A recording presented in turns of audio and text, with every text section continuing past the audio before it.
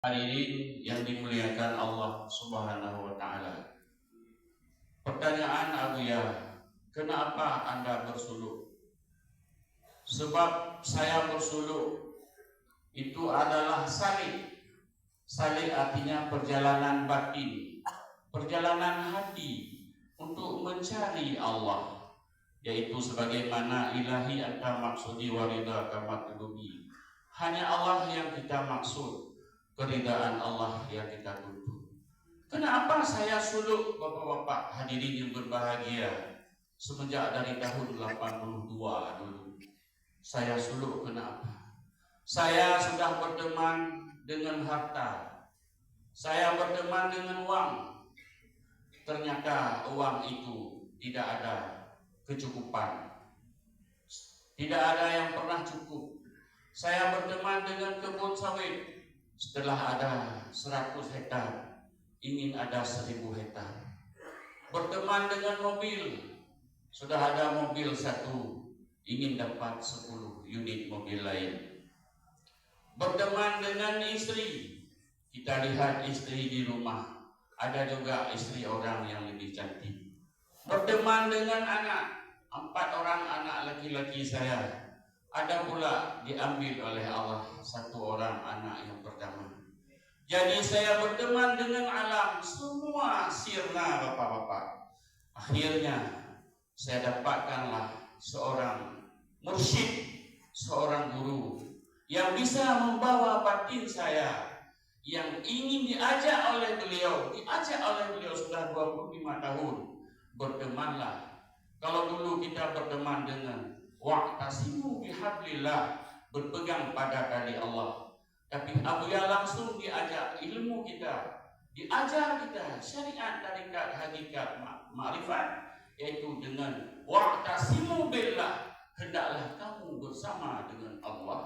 Tidak lagi kita pakai dalinya, tapi mari kita pegang sama Allah Subhanahu wa Ta'ala. Berteman dengan diri kita sendiri. Dulu kita muda, hari ini kita sudah tua. Hari ini kita sudah tua, mungkin besok kita akan innalillah, kembali kepada Allah. Maka hari ini kaum muslimin hadirin yang berbahagia, bapak-bapak, ibu-ibu yang sudah hadir kemari, itu pilihan Allah. Tu'ti mulka miman tasya wa tuzillu man tasya biyadikal khair. Yang memutar batin bapak-bapak itu adalah Allah Subhanahu wa Ta'ala di bawah pimpinan ayah rohani kita, sehingga bapak-bapak terdata, tercatat dalam batin guru kita. Besok pada hari akhirat, di saat dipanggil oleh Nabi Muhammad, ummati, ummati, ummati, kita semua bersesak-sesak dalam satu tapak, 30.000 tapak di atas satu tapak. Tapi ingat, kita ada nahkoda, kita ada sopir, kita ada yang kita ikut, yaitu wa murabbina wa mursyidina, ayah rohani kita, yaitu Abuya. Di bawah payung panji beliaulah kita nanti di sana. La ilaha illallah, syuhud wahdah, jalan yang sampo. Roh tubuh, nyawa jasad, bak hadarat, daptu panaro. Makna panah di sini adalah itulah ma'rifat kita kepada Allah Subhanahu wa Ta'ala. Kita salah persepsi bapak-bapak dulu sebelum bergabung dengan MPDT. Kita asyik sibuk dengan syariat, padahal kapasitas syariat untuk sah batalnya amal. Tapi untuk mendapatkan perjalanan batin harus dengan ilmu tarikat. Untuk mendapatkan Allah harus dengan ilmu hakikat.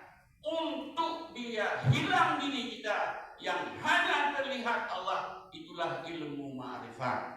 Jadi hari ini kaum muslimin hadirin yang berbahagia, ulama Aceh lain sudah juga keluar dari mulutnya bahwa ada ilmu tarikat, ada ilmu hakikat, dan ada ilmu ma'rifat. Ubat sakit kepala kita cari, kita bawa ke ubat jantung, ke dokter jantung, nggak akan sembuh. Yang mengesahkan batalnya amal kita adalah fikah. Yang membawa batin kita kepada Allah, perjalanan hati, adalah tarikat. Untuk mendapatkan hakikat, untuk mendapatkan Allah adalah ilmu hakikat. Untuk hilang diri kita yang terlihat Allah adalah ilmu ma'rifat. Ini jangan lagi ada salah persepsi. Hadirin kaum muslimin sidang jamaah subuh yang dimuliakan Allah Subhanahu wa taala. Inilah ilmu yang diangkat oleh Abuya yang sudah ratusan tahun tenggelam.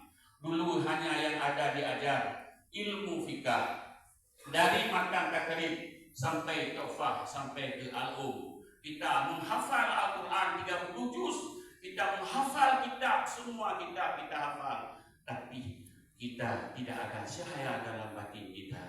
Ternyata sir kita masih kotor, ruh kita masih maksiat. Kita taat, kita puasa ada, zakat ada, haji ada, suluk ada, tawajuh ada, semua ada. Geser batas tanah kita juga, berabu lang-lang kita juga, timbang mulasi bidaat kita juga, koruptor kita juga, manipulasi kita juga, rentenir kita juga. Kenapa campur aduk antara amal, antara ketaatan dengan kezaliman? Karena kita masih posisi di dalam syariat. Begitu langkah yang kedua dalam tarikat, rupanya batin kita tidak berjalan kepada Allah. Setelah ada ilmu hakikat, rupanya perjalanan yang kita tempuh hanya satu tujuan prioritas, tidak ada lain, hanya Allah. Setelah kita dapat Allah, harus ada ilmu ma'rifat supaya kita hilang diri kita, lenyap kita, jangan terhijab diri kita untuk mendapatkan Allah Subhanahu wa taala. Apa kata Abuya? Kalau kamu ingin berjumpa dengan Allah, keluarlah kamu dari diri kamu. Kalau kamu menjumpai Allah, keluarkanlah kamu dari diri kamu. Jadi apa dalam selawat tarawih disebutkan? Kita supaya hilang diri kita, jangan terlihat batin kita. Jadi maka inilah permasalahan hari ini kaum muslimin, hadirin yang berbahagia. Terhijab kita dengan Allah, dengan diri kita, dengan anak istri dan suami kita, dengan harta kita. Jadi kita tidak sampai-sampai. Yang paling kecil Bapak Ibu sekalian, kita lihat hari ini terhijab dengan Abuya. Badan kita dekat dengan Abuya, tapi yang mendapatkan Abuya orang Gorontalo sana, Kalimantan, Sulawesi. 8 juta tengah ongkos pesawat. Kita cuma 100.000 ongkos mobil kemari. Tapi yang mereka dapat kemari, mereka dari Gorontalo, dari Kalimantan, Sulawesi, Ternate sana, Suluk kemari. Mereka berkhidmat. Bayinya mereka yang membersihkan, sampahnya mereka yang buang, per lantai sumur mereka. Rupanya yang mendapatkan Abuya bukan orang Aceh, bukan orang Sumatera. Yang mendapatkan adalah orang Gorontalo di sana. Dia yang membawa pulang Abuya ke sana. Kalau jasanya kita yang dekat dengan Abuya, tapi batinnya mereka yang tersambung dengan Abuya. Tawasul dan rapidahnya online selalu dengan Abuya, kita offline. Nampak dari wajah Pak. Abuya orang makrifat dan orang hakikat, melihat muridnya, nampak sama wajah bisa membaca. Kenapa? Ainul basirahnya tajam melihat wajah murid-murid ini. Ini saya buka sedikit gedok dan rahasia. Semua anak Abuya, tapi sama Abuya ada ring 1, ada ring 2, ada ring 3, ada ring 100. Inilah dari pribadi kita masing-masing. Maka saya suruh Bapak Ibu, saya sudah berteman dengan duit, selalu kurang, berteman dengan jabatan, selalu kurang, semua kurang. Tapi yang sempurna, inilah berteman dengan Allah Subhanahu wa taala. Mungkin hanya sampai di sini yang bisa saya sampaikan. Cuman pendakwah semua gagal. Kenapa? Maling teriak maling. Saya yang menyampaikan rupanya tidak yang sebagaimana yang aku sampaikan yang saya beramal. Tapi kenapa Abuya selalu berhasil dalam dakwah? Abuya dakwahnya melalui hal ila ahsanil hal. Dirinya dulu, baru anaknya, zuriatnya, jiran tetangganya. Tapi kalau saya ngomong terlalu tinggi, pengamalan saya 0, maka tidak diterima oleh bapak-bapak apa yang saya sampaikan.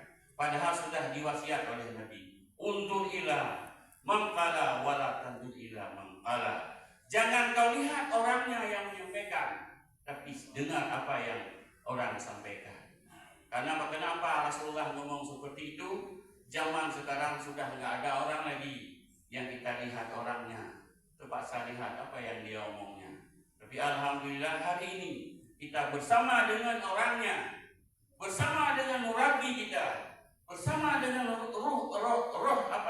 dengan guru kita, sekaligus dengan orangnya, dari akhlaknya, semua menjadi mau'idatul hasanah untuk kita semua. Bapak-bapak, ibu-ibu, itu rumah Awliya. Itu rumah Awliya. Adakah mengandung unsur dunia di situ? Tidak. Rumah tempat singgahan. Minta umur panjang Awliya. Kalau Awliya kembali kepada Allah, rumah itu langsung memang sudah jadi daya. Ini yang menjadi barometer dan tolak ukur kita mencari guru yang tidak membawa orang kepada dirinya, tapi tidak dibawa untuk mendapatkan Allah. Sekian. Safinatul Najah. Wassalamualaikum warahmatullahi wabarakatuh. Waalaikumsalam.